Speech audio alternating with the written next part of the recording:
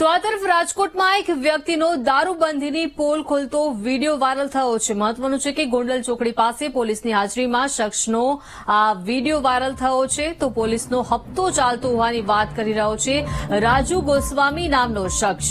મહત્વનું છે કે ઘટના સમયે પોલીસ હાજર હતી છતાં નીકળી ગઈ છે।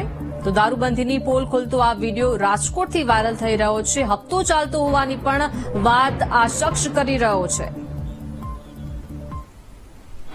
हफ्ता चलता है क्राइम ब्रांच में, डीसीपी में, एसओजी में, कमिश्नर में, सब जगह हफ्ता चलता दारू मिलता है सब जगह पे और हम दारू पीते हैं। अब आप देख सकते हैं कि यहाँ गुजरात ट्राई स्टेट में जहाँ शराब प्रतिबंधित है कहीं भी मिलती हुई अगर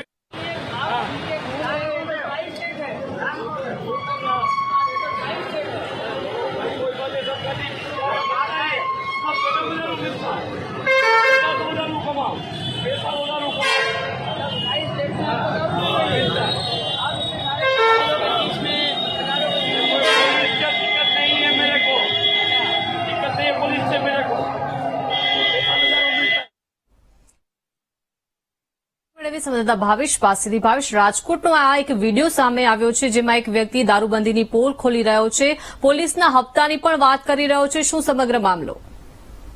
ચોક્કસથી જે ગુજરાતમાં એક તરફ દારૂબંધીની વાતો કરવામાં આવે છે, દારૂબંધીનો કાયદો છે, પરંતુ ક્યાંક ને ક્યાંક દારૂબંધી છે તે માત્ર કાગળ ઉપર હોય તે પ્રકારના દ્રશ્યો છે તે રાજકોટમાં જોવા મળી રહ્યા છે। રાજકોટના ગોંડલ ચોકડી નજીકનો એક વિડીયો વાયરલ થયો છે। રાજુ ગોસ્વામી નામનો શખ્સ છે, તેના દ્વારા ક્યાંક પોલીસ ઉપર આક્ષેપ કરવામાં આવી રહ્યા છે। પોલીસના ઉચ્ચ અધિકારીઓ, ક્રાઇમ બ્રાન્ચ, એસઓજી સહિતની જે શાખાઓ છે તે હાલ આ જે પૈસા છે તે લેતી હોય, હપ્તો લેતી હોય છે, દારૂ તે લઈને હપ્તો લેતી હોય તે પ્રકારના આક્ષેપો થયા છે।